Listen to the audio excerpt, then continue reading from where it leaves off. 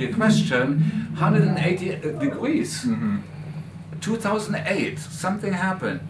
I felt like I was being called back into the loop. And all of a sudden I felt like an urge to be on stage. I couldn't believe it. I went like, wow, I thought that would never come up, you know. So basically, you know, I was so happy that everything turned around 180 degrees, and now I'm, you know, I enjoy playing on stage like never before, and it's just fantastic.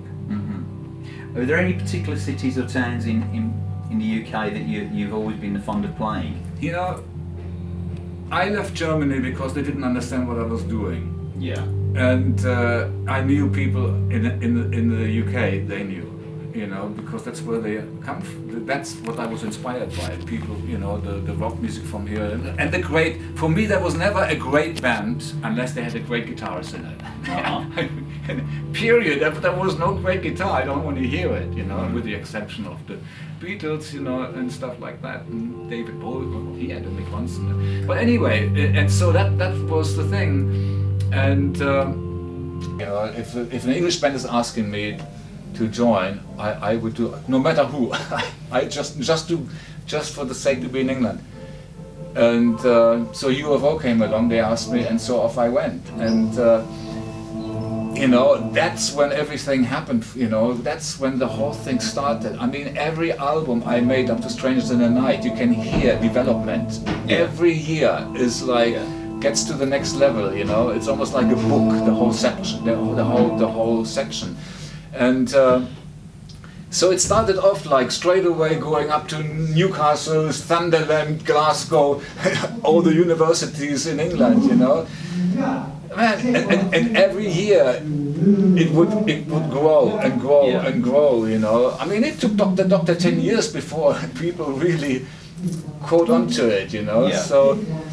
Which ironically is the one song that's famous by you that hasn't got a guitar solo.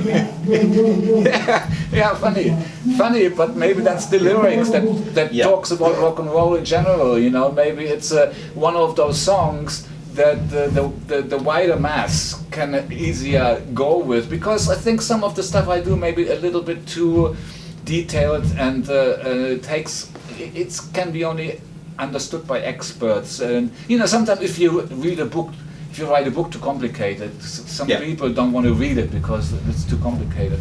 But you know, but on the other hand, I mean, I always have enough melody and stuff in it. So in general, if people love guitar, they will basically understand what I do. But there is a whole bunch of audience out there.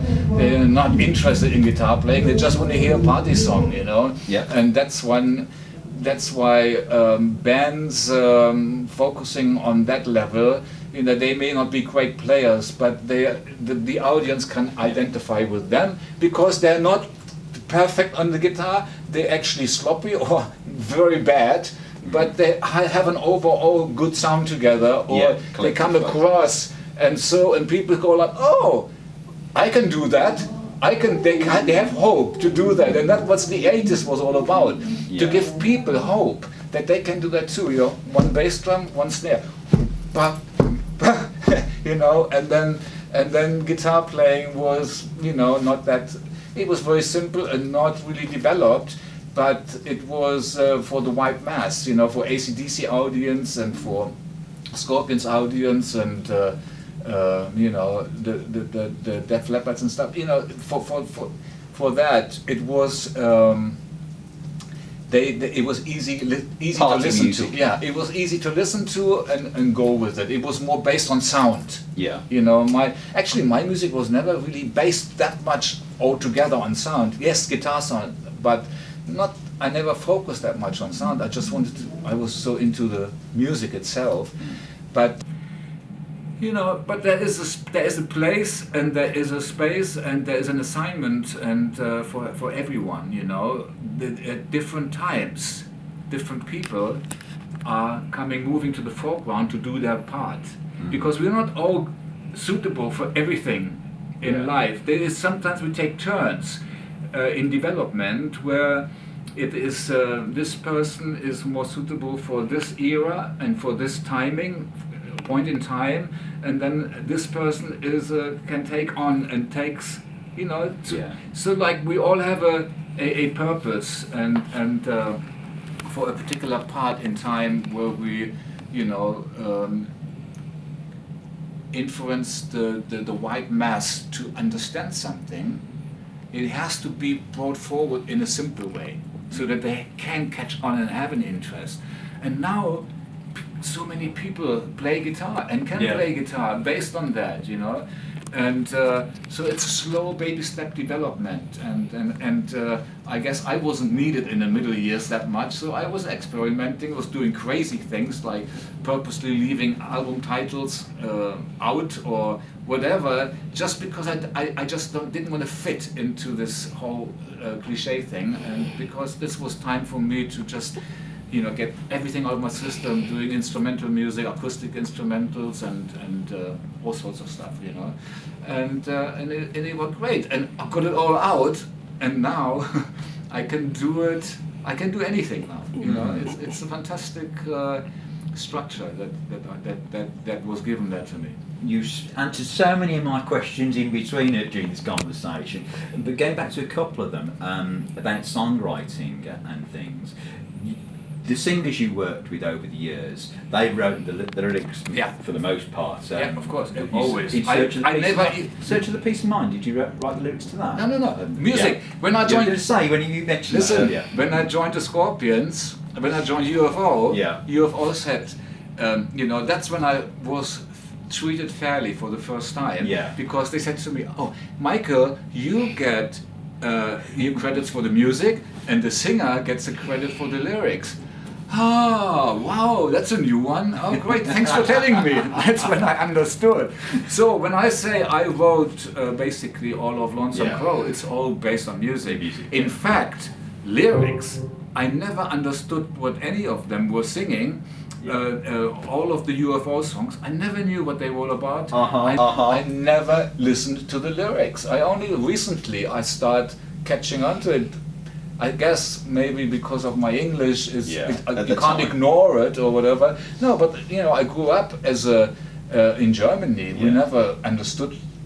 It was always based on sound. It was always based on music. It had never anything to do with lyrics. And that's another point. You know, many of the audiences that are not understanding necessarily what I do, and are not experts. You know, for them, lyrics is very important too. So the whole commercial machine is maybe even based more on lyrics than anything, you know.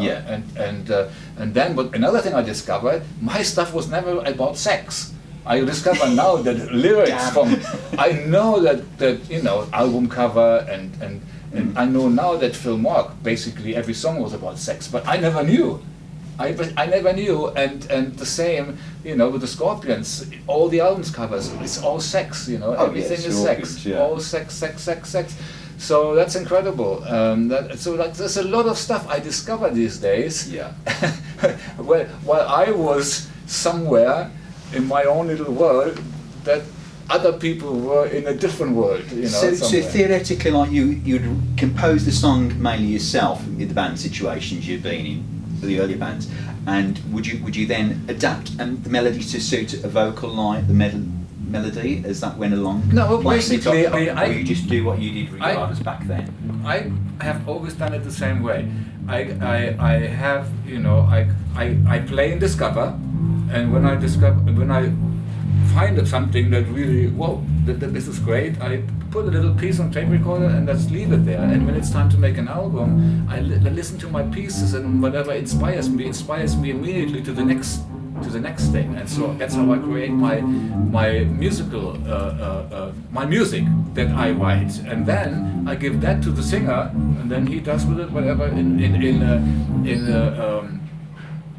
Dougie's case, he comes up with like 5, 6, 7 different ideas for the song, you know, which is great. And then we select and go like, well, maybe this is the best part. This is the, you know. And so, you know, Phil Mark, he would just, you know, pick his you know, whatever inspired him musically, and do something to it. And then, you know, Klaus, maybe I would sing something when I play. I often have a melody in my head too, but I don't insist on it. And but it's mainly the music. It's the riff, or you know. And then these days I go in the studio and I do the arranging the songs and everything. What's the future holding? You've mentioned a few things. Yeah, basically. You got a list of things to do No, today? I was just looking if I left something out. This is just like a short, scribble. Well, basically, it's developing to the next level of Temple of Rock, and getting that record deal now, and go from there, you know. And in the meantime, if it takes too long for them finding a record deal, then I may think of something else that I do in the meantime. Yeah. You know. We can hear the band getting very loud rehearsing in the background, and you've answered so many of my questions, and it is very cold in this room because I can see you shaking, holding your fingers. Michael Schenker, thank you very much for your time. And we'll see Michael at the Robin in Bilston on Wednesday. Thank you. Keep on rocking.